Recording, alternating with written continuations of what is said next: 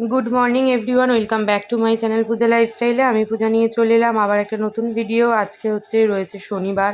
সকালবেলা ঘুম দিয়ে উঠে আজকে সমস্ত কাজ সেরে আগে স্নান করে নিয়েছি। আজকে রয়েছে গণেশের ছুটি, যেহেতু দোল হোলি সব শুক্র শনি রবি পরপর পড়েছে, তো পরপর 3 দিনই কিন্তু এখন ছুটি চলছে। তো ছুটি মানেই হলো কিছু স্পেশাল খাওয়া দাওয়া, কিছু স্পেশাল মোমেন্টকে ধরে রাখা। তো স্পেশাল মোমেন্ট ধরে রাখার জন্য ভিডিও করছি, এটাই তো অনেক, তাই না? আর এদিকে স্পেশাল খাওয়া দাওয়া সেটা তো চলতেই থাকবে। তো গণেশ দেখো নিয়ে এসছে কচুরি। আমাদের কিন্তু আজকেও নিরামিষ। ওই যে মেয়ের জন্য স্টাডি টেবিলটা ওভারে নিয়ে গেল, মেয়ে খাটে বসে আয়েশ করে স্টাডি টেবিলের উপর রেখে খাবে। মেয়েদের জন্য বাবারা কি না করতে পারে, তাই না?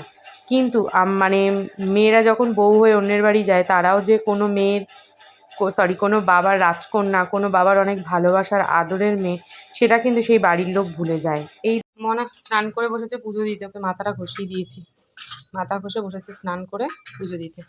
আর ওদিকে আমি করেছি রান্নার একটু জোগাড় মানে হচ্ছে আজকে তো নিরামিষ। কি রাঁধবো? এই যে ভাতের চালটা ধুয়ে রেখেছি, এখনো গ্যাস জ্বালাইনি। এখানে একটু ডাল আর আলু সেদ্ধ দিয়েছি।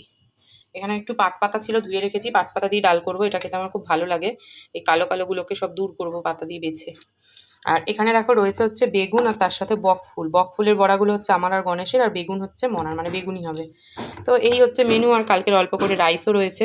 এখন আমি সবার আগে যাব হচ্ছে মাথা ঘষে স্নান করতে। আমি মাথা ঘষে স্নান করে নিয়ে তারপরে রান্নাবান্না বসাবো। তো চলো আগে মাথাটা ঘষে স্নানটা করে আসি।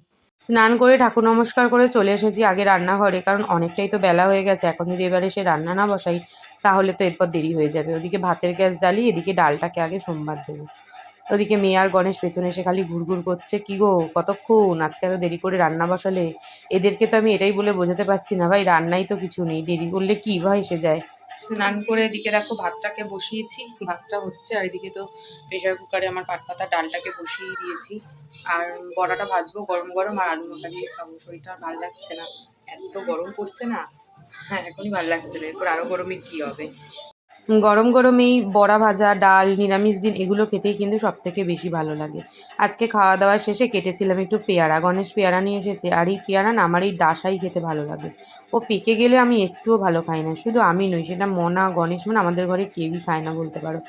বিকেলবেলা টিউশানই ছিল আজকে, টিউশন পড়িয়ে এই দেখো এসেছি পেট্রোল পাম্পে গণেশের সাথে। আজকে বোধহয় বহুদিন পর আমি আবার এভাবে বেরোলাম। কত দিন হয়ে গেছে, আর বেরোনোই হয় না, শুধু ঘর আর মার বাড়ি এই চলছিল।